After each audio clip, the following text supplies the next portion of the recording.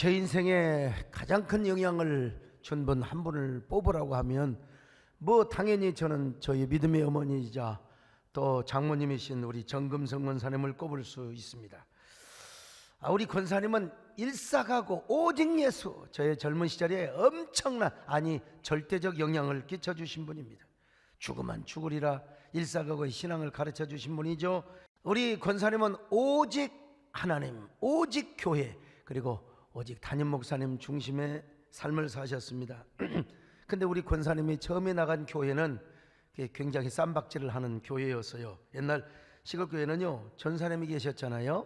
근데 이제 회계 집사가 기분 나쁘면은 사례비도 안 주고 전사님 내쫓아버려요.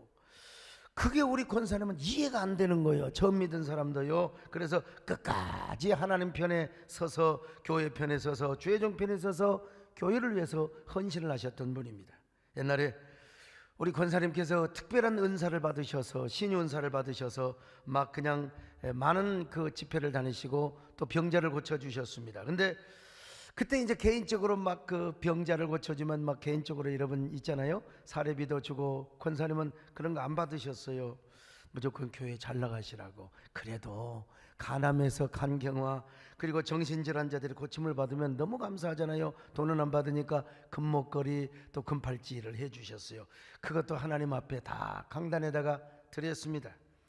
그리고 이제 장사를 하고 다니시면서 남의 교회지만 유리창이 깨지고 스레트 지붕이 깨져 있으면 이것들을 위해서 헌신하고 또 수리를 하도록 했고요. 근데 이제 여러분 잘 안 이야기한 그 스토리가 있는데, 한 번은 이제 집에 쌀이 당연히 옛날에 시골에는 쌀이 별로 없죠. 그래서 이제 꽁보리밥만 먹었잖아요. 근데 권사님이 섬기셨던 교회 전사님이 자녀를 데리고 어느 날 집에 왔대요. 나 양식이 없다고 쌀 좀 달라고. 아니, 여전도 회장의 성미를 받았으면 지가 처먹어버리면 되겠어요. 그 전사님을 갖다 줘야지요. 그래 우리 권사님이 쌀을 바가지로 다 퍼줬어요. 근데 그 순간 우리 배영수 장로가 생각이 나더라는 거예요. 그 순간 예수님의 이름으로 내가 아무리 주의 종을 섬긴다 하더라도 내 자식도 쌀밥 한 그릇 못 해줬는데 그걸 바가지로 툭툭 긁어서 퍼주니까 눈물이 그냥 펑펑 쏟아지더라는 것입니다. 여러분, 사실 주님이 아니면 어떻게 이런 일이 있을 수 있겠습니까? 그때 우리 권사님은 이제 사르밧 과부의 생각이 났다는 것입니다. 사르밧 과부는 마지막에 아들과 함께 빵을 구워서 먹을 양식을 엘리야에게 통째로 드렸잖아요. 그걸 생각하면서 내가 사르밧 과부다. 내게 있는 모든 것을 아낌없이 바치네. 죽게 드리네, 죽게 드리네. 그러면서 주의 종께 이게 다 바쳤다는 그런 얘기를 나도 이제 최근에 들었습니다. 저도 몰랐는데 말이죠. 죽게 드리네, 죽게 드리네, 사랑하는 구주 앞에 모두들이. 자, 우리가 이런 신앙으로 하나님을 섬겨왔죠. 이 정권사님 얘기하려면 한이 없고요. 특별히 이분이 저를 위해서 기도하고 희생하신 것을 생각하면 내가 예수 그리스도 안에서 이단으로 가자 하는 것 빼놓고는 제가 다 드리는 이유가 여기에 있는 거요. 내가 은혜를 잊지 못한다는 그런 의미겠죠. 두 번째로 저에게 영향을 주신 분이 누구냐? 우리 박종삼 목사님이십니다. 이분은 정말 잘생기셨어요. 키도 크시고요. 내가 저렇게 생겼으면 얼마나 좋았을까. 근데 또 거울 보고 내가 그래요. 내 얼굴이 어때서. 이분은 정말 목회자로서의 섬김, 사랑, 그 영원 섬김, 사랑을 저에게 직접 가르쳐 주시고 몸소 깨닫게 해주신 분입니다.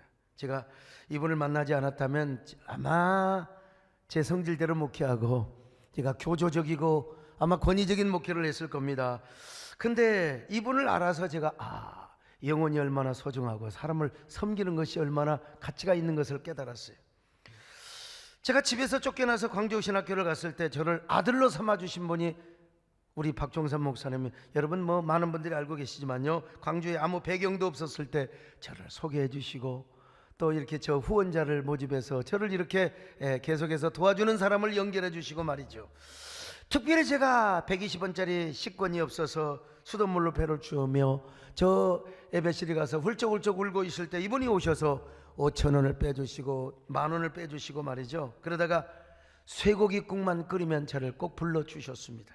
사실은 밥도 못 먹는 처지에 그렇게 불러주신 것만 해도 얼마나 감사합니까? 그런데 박 목사님께서 저의 국에 있는 쇠고기 건더기를 다, 여러분, 당신의 국에 있는 쇠고기 건더기를 제 그 그릇에다가 다 부어주시는 거예요.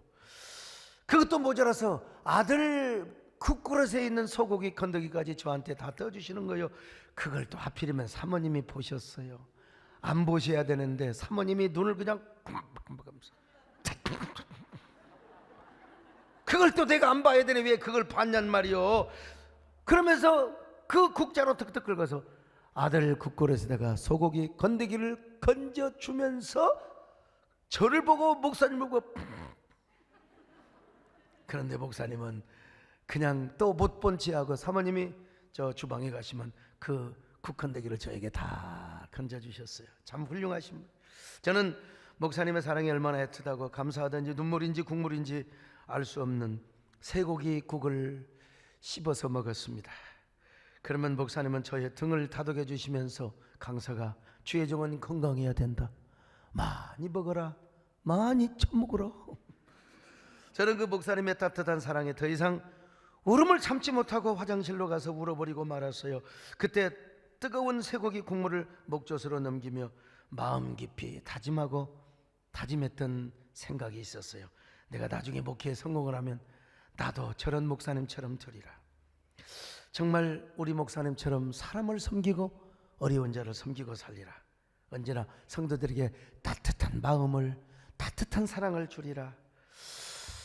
여러분, 그 목사님은 저를 볼 때마다 그냥 지갑에 있는 걸 빼줘요.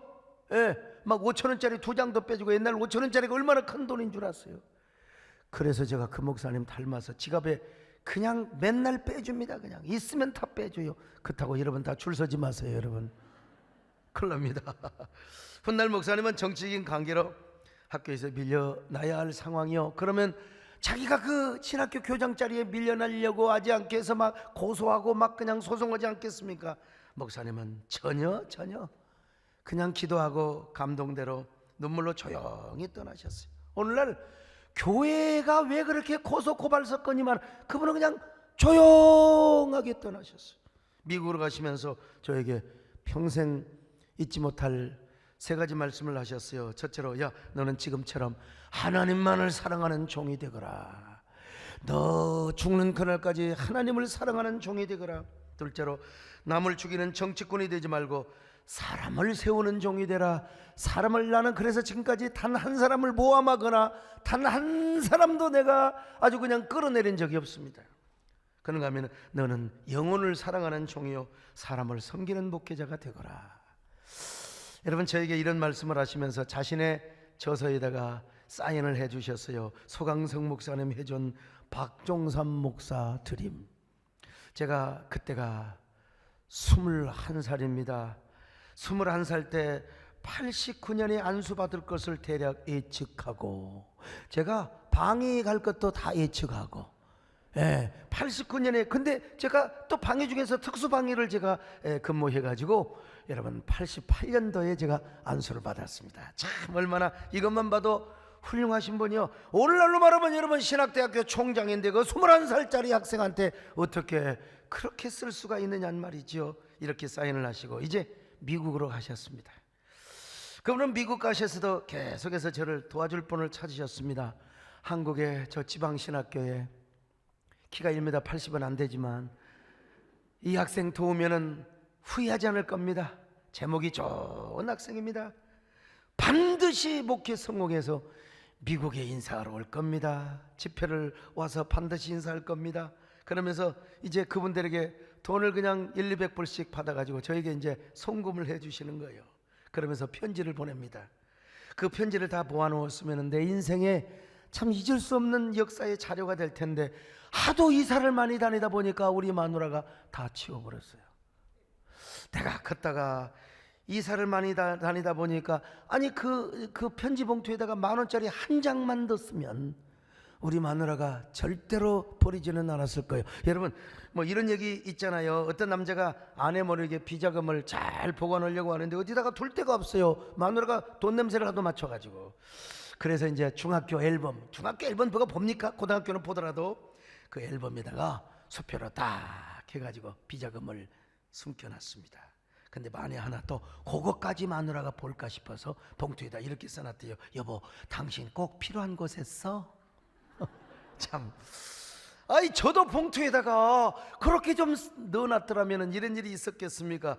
그런데 목사님께서 많이 보내주실 때는 700불도 보내주시고 500불도 보내주셨습니다. 여러분 정말 큰 돈이었어요. 그때 1불에 700원이 넘었어. 그러니까 700불이면 50만 원이 넘었다니까요. 얼마나 큰 돈입니까? 그 돈으로 제가 교통사고 났을 때 병원에 외상값도 갚았거든요. 그런데 편지에 어떤 내용을 쓰신 줄 아십니까? 배감교를 개척하면서 엄청나게 제가 그냥 그 눈물 흘릴 정도로 아주 그냥 멱살 잡히고 침 뱉고 얼마나 그냥 그 걷어 차임 받고 그냥. 근데 뭐라고 한 줄 아세요? 절대로 그들과 싸우지 마라. 참아라. 참으면 하나님이 역사한단다. 참는 것이 네가 이기는 것이다. 그리스도의 사랑을 보여줘라. 정말 참기 힘들 때는 저 십자가의 예수님을 바라보거라. 사랑하는 내 아들 강사가. 세월이 흘러 저는 우리 박 목사님이 계신 필라델피아로 비행기를 타고 달려갔습니다. 그러나 제가 필라델피아 갔을 때는 우리 목사님께서 이미 공원 묘지에 누워 계실 때였습니다. 저는 목사님의 무덤 앞에 꽃다발을 드리며 한없이 통곡을 합니다. 내가 얼마나 서럽게 우니까 이 모습을 지켜보던 우리 박 목사님 사모님께서 저에게 이런 말씀을 하시는 거예요. 서 목사님 울지 마라, 울지 마라. 목사님 그렇게 서럽게 우니까 내가 눈물이 난다. 일어나 봐. 내가 서 목사님한테 우리 박 목사님 보는 데서 묘지 앞에 내가 사과를 할 일이 있어요. 여러분 어떤 말씀 하신 줄 아세요? 뭐 여러분 다 아시잖아요. 그거 있잖아, 옛날 그 소고기 건더기 사건. 내가 그때 너무했어. 서 목사님 미안해 이러면 있잖아요. 그때 제가 뭐라고 한 줄 아세요? 아이고 사모님, 저는 그런 일 기억조차 하지 못합니다. 이런 새빨간 거짓말이 어디가 있어요? 나도 보니까 거짓말을 많이 했더라고 보니까. 아니 지금도 기억하고 있는데 어떻게 기억을 못한다는 것입니까? 여러분 내가 왜 기억을 못해요? 근데 사모님이요, 나 몰랐던 사실을 얘기하시는 거예요. 서 목사님 그때 700불 보낸 거 있잖아, 내가 접시 따가서 모아서 보냈어. 내가 그 다음에 또 500불 보냈잖아. 그건 내가 재봉틀 일해가지고 목사님 사모님이 가서 일해가지고 돈 벌었어. 내가 미국 와서 생각하니까 야, 내가 우리 서목사에게 서전사에게 너무했다는 거예요. 그래서 미안한 마음으로 돈을 보내줬다는 거 아니겠습니까? 여러분, 저는요 그 말씀을 하셨을 때 그냥 눈물이 복받치면서요, 아니 내 마음속에서 그 쓴뿌리, 내 마음속에서 있는 독초가 그냥 싹 사라져버리는 거예요. 여러분, 치유는 그렇게 시작되는 겁니다. 치유는요. 제가 그때까지만 해도 사모님에 대해서 얼마나 원망하는 마음이 많았는지 몰라요. 왜 목사님은 나를 이렇게 사랑하고 이뻐하시는데 사모님은 왜 이렇게 박대하시고 구박하시냐는 말이요. 네, 보니까 그럴 만도 해요. 네, 어제도 일산에 가서 나는 몰랐어요. 그냥 뭐 코가 좀 금질해서 코딱지를 파고 그냥 툭툭 튕겼나 보더라고. 그런데 끝나고 우리 강현철 집사 몇 분들이 영상에 그게 다 나왔다는 거야. 그냥 그러면 이 새끼 한 말이 문자라도 주지 임마. 내가 여러분 그때 코딱지 파고 제가 순수하기는 해도 아직도 좀 덜 닦여서 그래요. 그냥 다리도 떨고. 그냥 사모님이 저를 미워했다니까. 그 사랑하는 딸 우리 목사님은 어떻게든지 그냥 저하고 연결하려고 하는데 사모님은 혹시라도 눈 맞을까 싶어서 그냥 밥도 같이 못 먹겠어요. 그냥 참. 근데요, 그 사모님 이야기를 듣고 나니까 내 자신이 얼마나 부끄러운지, 정말 내가 얼마나 마음이 간교했던가, 얼마나 마음이 정말 추잡한 입술이었던가, 막 그러면서 후회하는 마음이 들잖아요. 간교한 나의 마음이여, 추악한 나의 입술이여, 왜 내가 먼저 이해할 수 없을까? 왜 내가 먼저 사랑할 수 없을까? 이게 깨달은 거죠. 이게 인간이요. 그래서 그 이후로부터 이제 항상 미국 동부만 가면 항상 사모님을 찾아뵈러 갑니다. 미국에서 집회한 모든 사례비 제가 다 드렸어요. 한국에서 가져간 것까지 몇백 불 남겨놓고 비상금만 남겨놓고 다 드리고 왔어요. 그러면 사모님은 막 눈물을 철철 흘리면서 이렇게 말씀하시는 거예요. 우리 목사님께서 살아생전에 수많은 가난한 신학생들을 도와주었는데 이렇게 잊지 않고 찾아온 사람은 소 목사님밖에 없어요. 소 목사님이 이렇게 큰 목사님이 되신 것 보면 우리 박 목사님도 너무나 좋아하실 텐데 아마 천국에서 기뻐하실 거예요. 내가 예전에 우리 소 목사님 따뜻하게 대해주지 못한 거 미안해요. 앞으로도 훌륭한 목사님 되세요. 그러면서 막 그냥 죄인처럼 막 쏘리 네칸 하면서 언제가 제가 워싱턴에 갔을 때 필라델피아를 갔잖아요. 그때 우리 장로님들도 함께 따라가셨어요. 그때도 제가 사모님께 두둑한 봉투를 드리니까 사모님이 그냥 주인이 되셔가지고 그냥 제 앞에서 우는 거예요. 고개 푹 숙이고 사모님 그러지 마세요. 같이 가신 분들 다 보셨잖아요. 그런데 이제 세월이 흘러서 우리 사모님도 천국을 가시죠. 뭐 어쩔 겁니까? 그래서 저는 지금도 미국에 동부를 가면 내가 3시간 4시간 차를 타고 특별한 일이 없으면 내가 꼭 집회 마지막 날 필라델피아 공원묘지를 찾아갑니다. 지난번 동부에 갔을 때 제가 여러 번 찾아갔어요. 저 혼자요. 박 목사님 묘와 사모님의 묘지 자라니 누워 계시거든요. 그리고 꽃다발을 탁 이렇게 바치면서 기도를 하고 왔습니다. 부족하지만 여러분 은혜를 잊지 않는 사람으로 살려고 노력합니다. 저는 지금도 그 대통령께서 이제 명절 되면 선물 보내주시잖아요. 나 한 번도 그거 열어본 적이 없어요. 다 그거 저 어려웠을 때 도와줬던 분들에게 다른 선물과 함께 제가 이제 보내드리죠. 이게 소문 나가지고 이제 우리 교회에서 그냥 대통령 선물 받은 사람 저한테 다 갖고 옵니다. 그럼 저는 다 이렇게 보내드리죠.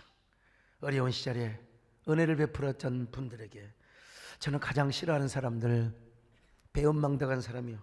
저도 수많은 사람들에게 도움을 주고 사랑을 베풀었습니다. 정말 저 마음 좋은 거 아시잖아요. 여러분 나 순수한 거 아시잖아요. 여러분 내가 도움이 필요하면 내가 할 수 있으면 능력이 있으면 내가 도와줘요. 내가 이런 얘기하면은요 우리 유성근 장로님은 이런 얘기만 막 육두문자를 씁니다. 그냥 내가 청와대에 있을 때 대통령 수영부장에 있을 때 이놈들 고향놈들 내가 많이 도와줬는데 이놈들 한 번도 안 찾아온다고 말이죠. 에?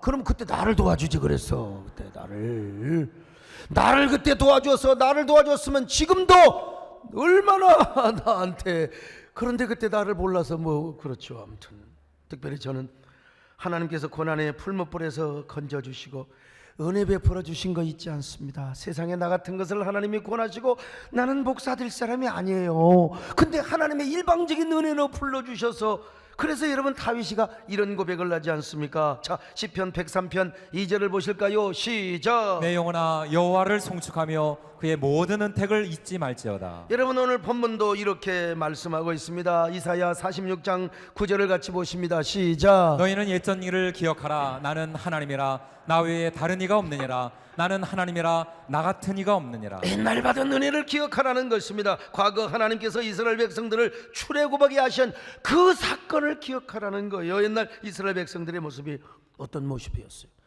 저 애굽에서 종노릇을 하였습니다. 그건 완전히 인권이라는 게 없어요. 완전히 애굽에서 종노릇을 하며 너무나 처참한 상태, 자신의 스스로의 힘으로 독립을 할 수가 없고 출애굽을 할 수가 없었어요.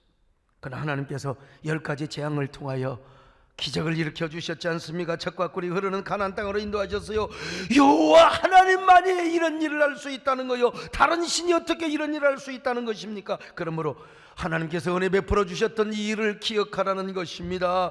그러면 지금 하나님께서 바벨론에서 종노라고 있었던 이스라엘 백성들에게 다시 지혜를 주시고 자유를 주시고 고토로 돌아가게 하시겠다고 여러분 말씀하시지 않습니까? 자 이사야 46장 10절입니다. 시작. 내가 시초부터 종말을 알리며 아직 이루지 아니한 일을 옛적부터 보이고 이루기를 나의 뜻이 설 것이니 내가 나의 모든 기뻐하는 것을 이루리라 하였노라. 여러분 그래서 저도 이런 말씀을 묵상하며 삽니다. 하나님의 은혜를 잊지 않고 또 사람에게 받은 은혜를 잊지 않으려고 하는 겁니다. 여러분, 사실 우리가 얼마나 감사해야 될 일이 많습니까? 우리가 여러분요, 예수 그리스도를 통해서 구원받았지 않습니까? 지금 코로나 상황 중에서도 우리 별처럼 수많은 사람들, 지금 온라인 예배 드리고 있는 여러분까지 포함해서, 아이고, 코로나 확진 하나도 없어요. 우리 김장전 장로님은 혹시라도 나 때문에 교인들에게 뭐 폐질까 싶어서 오셔도 아무 문제 없잖아요. 우리 교인은 성령님께서 불담으로 지켜주십니다. 여러분요, 여호와 하나님께서 불성곽으로 지켜주십니다. 아유, 이런 거 생각하니까 여러분 참 얼마나 감사해요. 오늘도 건강한 모습으로 이 자리에 오셔서 이렇게 예배 드리는 거 얼마나 감사합니까? 그러니까 받은 은혜를 기억하며 받은 은혜 여러분 감사해야 되지 않겠습니까? 내 평생 살아온 길 되돌아보니 짧은 내 인생길 오직 주의 은혜라. 주의 은혜라, 주의 은혜라, 주의 은혜라. 내 평생 살아온 주의 은혜라, 주의 은혜라. 다음은 살아 달려갈 길 모두 마치는 주의 얼굴 볼 때 나는 공로 전혀 없도다 오직 주의 해라. 주의 은혜라, 주의 은혜라. 아멘.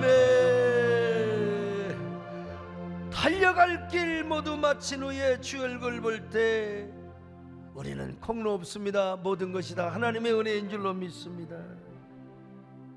이런 제가 로스앤젤레스에 가서 참 뜻깊은 사람을 한 명 만났어요. 제가 2007년도에 마틴 루터킹 퍼레이드 재단에서 주는 국제평화상, 사실 별 헌일도 없는데 한일 간에 한일 기독 의원연맹 지도 목사로서 한일 간에 뭐 이렇게 뭐 조그마한 일을 했다고 국제평화상을 줬어요. 마틴 루터킹 재단에서. 전야제를 하는데 한 흑인 할아버지가 저에게 다가와서 뭐 떠듬떠듬 한국말을 하시는 거예요. 아니 지금도 한국말을 하고 있더라니까. 나는 6.25 전쟁 때 한국을 위해 싸운 사람입니다. 동두천, 의정부, 수원 이런 곳에서 전쟁했습니다. 그런데 그 뒤로 한국을 한 번도 가보지 못했습니다. 죽기 전에 한 번 방문하고 싶지만 누가 초청하는 놈이 없습니다. 그러면서 허리와 엉덩이 사이에 세상에 그 총 맞는 모습을, 나 그 모습을 딱 보는데요, 그리고 눈물을 글썽이면서 내가 한국 위에 이렇게 싸웠습니다. 나 그 소리 듣고 내 가슴이 그냥 울컥하더라고. 야, 우리가 이분들 때문에 자유와 평화를 누리고 있구나. 그래서 사람 많이 있는데 나도 모르게 누가 막 미끄러드는 것 같아요. 그냥 나도 모르게 그냥 그 자리에서 엎드려 한국식으로 큰 절을 올렸습니다. 누가 그때 사진을 찍어놔야 되는데 그때 집사람이 따라왔는데 카메라를 갖고 왔어야지. 돈만 갖고 오지 뭐 카메라를 안 갖고 와가지고. 여러분, 그분이 바로 레디 레디기였습니다. 그분에게 친구들 같이 오라고 했더니요, 세상에 나는 한 5-6명 올 줄 알았더니 뭐 40-50명을 온다는 거야. 야, 미국 사람은 그냥 믿어볼 때 그냥 40-50명. 그래서 참전용사 초청 행사가 이제 시작이 되었습니다. 이거 1-2년 하니까 또 주변에서 그래, 소강석이 저 새끼 저 쇼한다고 보여주기식 한다고. 여러분, 5년이 지나요, 10년이 지나 드디어 사회와 역사가 인정을 하고 진정성을 알아주기 시작하는 거예요. 여러분 정말 수고하셨어요. 지나온 14년 동안 여러분들의 수고와 봉사, 헌신이 아니었으면 내가 어떻게 우리가 이런 일을 할 수 있었겠습니까? 여러분의 수고와 헌신으로 14년 동안 이 일을 변함없이 했어요. 14년 동안 우리가 국내에도 초청을 하였지만 해외 가서도 인서비스를 했어요. 저 워싱턴에서 2번 했던가요? 시카고, 휴스턴, 라스베가스. 그때 시카고 갔을 때는 진짜 제가 쪼들렸거든요, 정말. 근데 그때 우리 손정환 장로님이 헌신을 해서 기쁨으로 갔습니다, 여러분. 10년을 하고 나니까 일각에서는 아이고 이제 고령화되었고 한국에 오셨다가 무슨 어려운 일 당하면 안 되니까 그만해도 안 되겠느냐고. 그러나 내가 기도하면 할수록 다음과 같은 3가지 생각이 계속해서 떠오르는 겁니다. 그래서 14년을 하고 왔어요. 10년이면 강산도 변하는데 10년하고도 반을 이렇게 했던 것입니다. 첫째는 보훈의 정신을 기리기 위해서였습니다. 여러분, 6.25 전쟁의 끔찍함과 처참함을 아십니까? 1950년 6월 20일, 우리는 그날을 잊을 수가 없습니다. 수많은 세월의 강물이 흐르고 떠올랐지만은 그 새벽의 포성소리와 절규가 남아있어요. 아직도 사선을 넘나드는 사람들의 비명소리가 우리의 귓가에 쟁쟁하게 울리고 있는 듯합니다. 이 6.25 동란은 한민족 역사에 있어서 가장 비극적이고 치욕적이고 가장 비참한 동족상잔의 비극이었습니다. 그래서 그때 남과 북에서 천만 이산가족이 발생하였고 남편을 잃은 전쟁 과부가 50만 명, 그리고 부모를 잃은 전쟁 고아가 10만 명에 이르렀습니다. 거리와 거리마다 마을과 마을마다 부모를 잃은 어린아이의 울음소리와 사랑하는 남편을 잃은 아낙네의 피토하는 내곡 소리가 가득하였습니다. 여러분, 그러니 우리가 민족의 이 비극의 역사를 잊어서야 되겠습니까? 어찌 우리가 이때의 비극과 민족의 아픔, 역사의 뼈아픈 고통의 그 역사를 잊어서야 되겠습니까? 6.25가 일어나자 3일 만에 서울이 뺏겨버렸어요. 왜 그런 줄 아세요? 소련제 탱크가 그냥 밀고 오니까. 이때 소련 탱크가 몇 대에 왔습니까? 사성 장군도 갑자기 물어보면요, 소련 탱크가 제가 찾아보니까 264대가 왔어요. 200이네요, 여러분. 오늘 1부 2부 다 했는데요, 우리 처리장님한테 이거 이야기하지 말라고.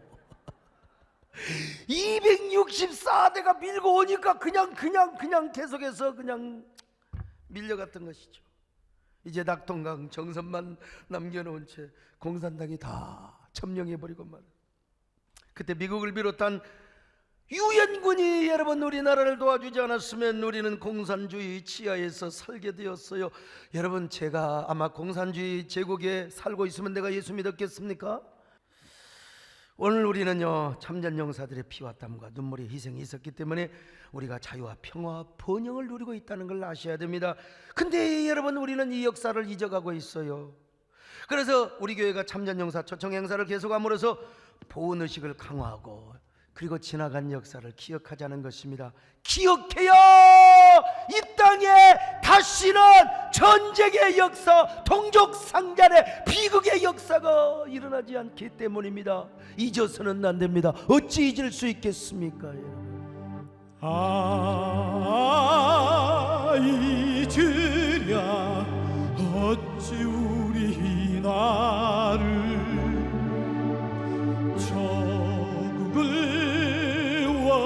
원수들이 짓밟아온 나를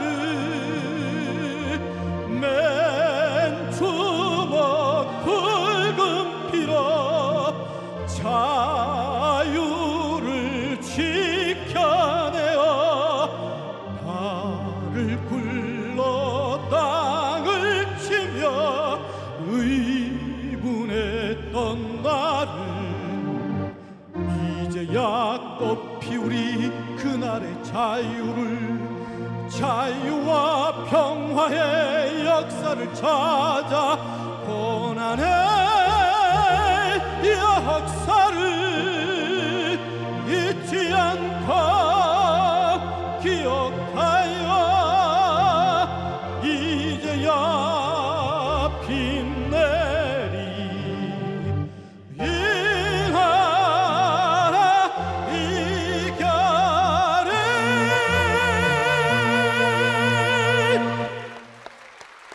그러므로 이런 의미에서라도 우리 교회는 이런 행사를 할 수 있는 데까지 해야 된다.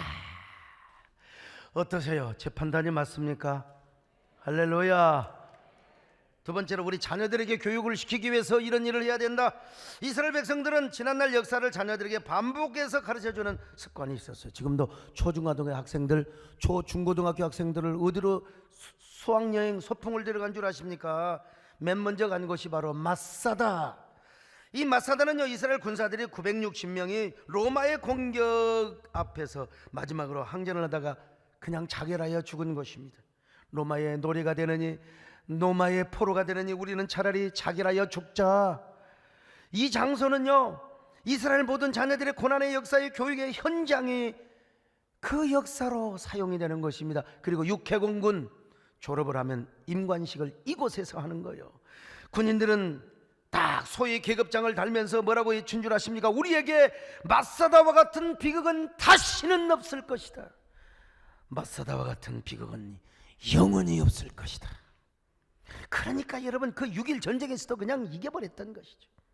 또한 그들은 자녀들을 통곡의 벽으로 데려갑니다. 통곡의 벽은 이스라엘 성과 성전이 무너진 잔재가 있는 곳이요, 그곳에는 이스라엘의 아픔과 애환이 서려 있는 것이거든요. 아이들을 데리고 가서 다시는 이런 비극이 오지 않도록 하기 위하여 아이들에게 가서 기도를 시키고 그 모습을 보여주는 것입니다. 여러분, AD 70년에 디도 장군이 예루살렘 성벽을 완전히 다 초토화시키고 무너뜨렸습니다.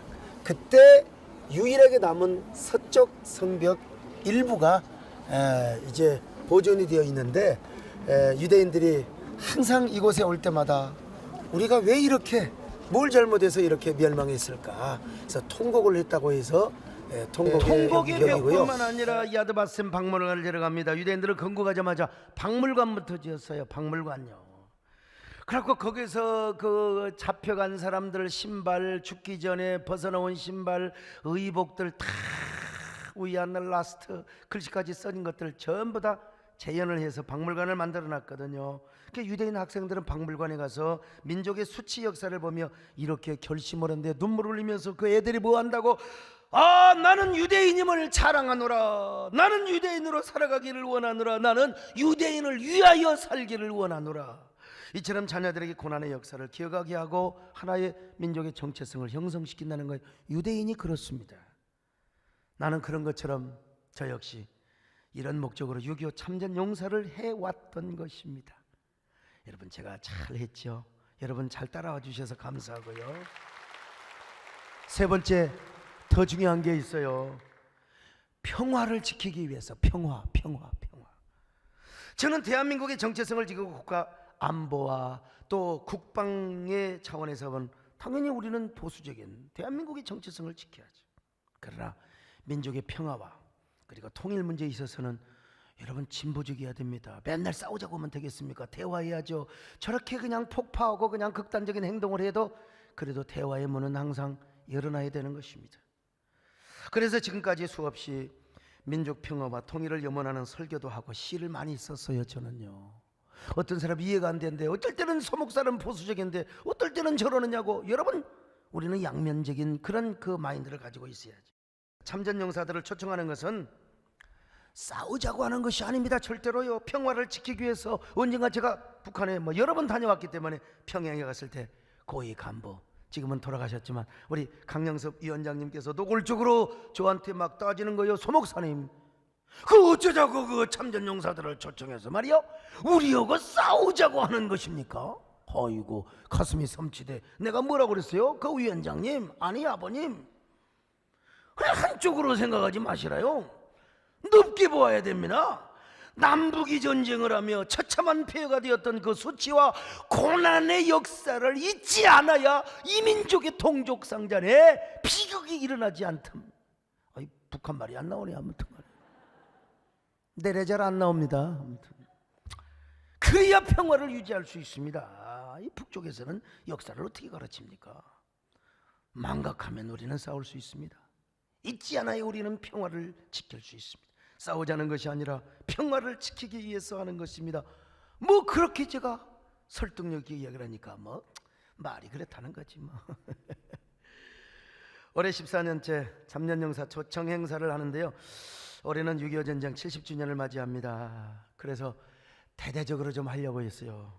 먼저 미국 샌디에고에 있는 퇴역 항공모함 비행갑판에서 500여 명의 참전 용사와 그의 가족들을 초청해서 Thanks to Korean War Veterans 행사를 하려고 했습니다. 그런데 이 코로나 위기가 왔잖아요. 나는 또 한국으로 참전 용사들을 뭐 한 6월 달에 안 되면 7월 달 정도는 초청할 수 있지 않을까. 근데 이게 불가능하게 됐어요. 이야, 올해는 이렇게 넘어가는구나. 그런데 제가 미스터 트롯 생각이 나고, 여러분 트롯신이 떴다 화상줌으로 그렇게 방송하잖아요. 그 생각이 나는데 이거 어마어마하게 힘들 거야. 이거 못할 거야. 그런데 여러분, 우리 김종대 장로님께서 목사님 할 수 있습니다 그러면서 그렇게 하겠다는 것입니다. 제가 알기로는 여러분, 국내에서 이런 행사를 하는 것은 오로지 우리 교회밖에 없습니다. 오로지 정부도 할 수 없어요. 오로지 우리 교회밖에 못해요. 더구나 이 화상 예배를 미스터 트롯 기획팀들이 도와주게 되었습니다. 세상에 일개 교회에서 하는데 그 유명했던 미스터 트롯 기획팀이 와서 모든 화상을 전부 다 시설을 해주고 도와준다는 겁니다. 얼마나 대단한 일입니까, 여러분요. 이번에 직접 초청을 하지 못해서 그분들에게 이제 뜻깊은 감사의 선물을 보내드리고, 그들을 감동시켜서 100명만 하겠다고 하는데 그냥 또 50명이 그냥 우리도 하겠다고 해서, 여러분 그거 다 기계 우리가 보내줘야 됩니다. 다 좀 기계를 보내줘야 돼요. 근데 생각해보면 얼마나 감사한지 알 수가 없어요. 우리가 이런 행사를 하는 것은 대형교회로서 대사회적 환원을 하는 것이고 사회적 가치를 실현하는 것입니다. 우리가 한 마음이 되어서 이런 일을 하겠다는데 얼마나 여러분 행복합니까? 자랑스럽습니까? 얼마나 자부심이 느껴집니까? 느껴지면 아멘 하세요. 우리가 옛적 은혜를 기억하는 마음으로 이제 수요 오전 예배에 우리가 감사와 기념 예배를 하게 되는데, 여러분 많이 오세요. 제가 한 가지 아쉬운 점이 있습니다. 여러분 막 100수십 명이 한꺼번에 오시고, 여러분 노구들 이런 분들은 우리가 특별 좌석으로 모셨습니다. 몸이 불편하신 분들 특별 좌석 무슨 말인 줄 아시잖아요. 비싼 좌석으로 모셨어요. 그리고 그분들 딱 오시는데 우리가 그 만찬 행사를 하면서 남진 장로님이 팝송을 불러주고, 야 그렇게 좋아하대. 남진 장로님도 말이죠, 그 월남에 파병 다녀왔다고 하면서 불러주니까 너무, 나 여러분 우리 한국에 내노란 분들 많이 와서 했지만 또 초청하고 싶은 분들이 있었는데 이제는 기회가 다 지나갔습니다.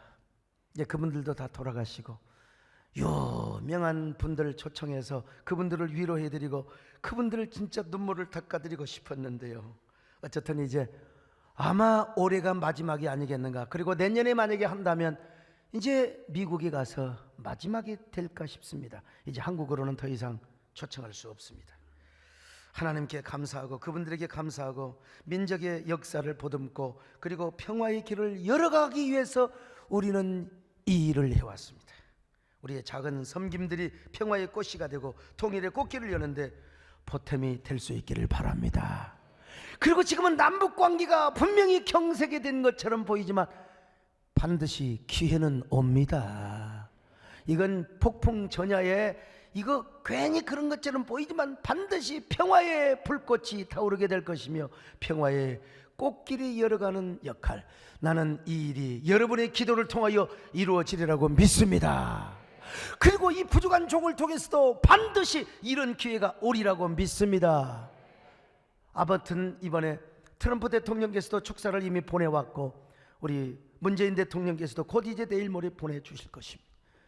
그리고 미국의 대사도 오시거나 아니면 영상으로 축하를 할 것이며, 오늘 우리가 직접 초청하지는 못하더라도 얼마나 뜻깊은 화상춤의 행사가 될지 모릅니다. 우리 하나님께서도 기뻐하시고 여러분을 위해, 여러분 이거 14년 동안 해오신 여러분들에게 하나님의 더 큰 은혜로 복 주시고 하나님이 갚아주시고 은혜 베푸시기를 바랍니다. 축복하시기를 바랍니다. 하나님 아버지 고맙습니다. 남이 하지 못한 길, 남이 가지 못한 길을 우리가 걸어왔습니다.